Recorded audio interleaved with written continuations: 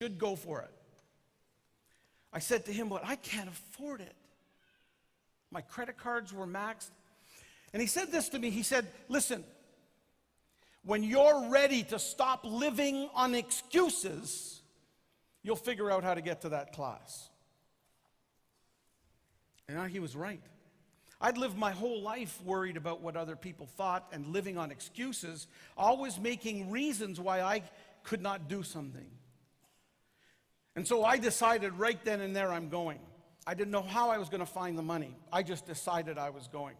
And so the first thing I did, I excused myself and I went and phoned all my credit card companies, and I realized I had $600 on this one, $1,500 on this one, I had $700 on another, and I amassed it all, and I think I had, say, $3,200 or something, not very much. And so I go back into him and I say, look, I'm going. And he says this to me. He says, you promised me you're not going to quit. I said, yes. He says, when you put this money, it's non-refundable. He says, if you don't raise the rest of the money, you're not coming. He said, because once you put money down, you make a decision, you put money down, you convince yourself, you convince me, you convince the universe, this is going to happen. And so I did that. You know, oddly enough, a few days later, I got a call from the Saskatchewan government in Canada. They wanted a speaker, and they asked me if I would be willing to come and speak. And do you know that the amount they offered to pay me was exactly the amount that was missing? I wondered for a while if he was behind that, you know. But isn't it funny? I've never spoken for the Saskatchewan government before, and I've never spoken for them after. But I went to this class, and it was a phenomenal class. Do you know I went to this class, and I had to borrow the money to get there for most of it. 60 days later, I had $200,000 in my pocket. Thank you, thank you.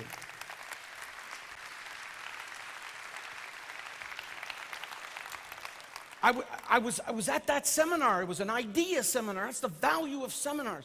And I went to his seminar, and I came up with a great idea. And there was a lady sitting beside me the whole week.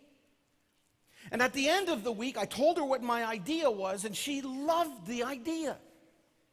She said, that's going to make a lot of money. She said, in fact, I would like to invest in that idea. She said, if I give you $200,000, what percentage of the new company could I get? I said, did you say $200,000?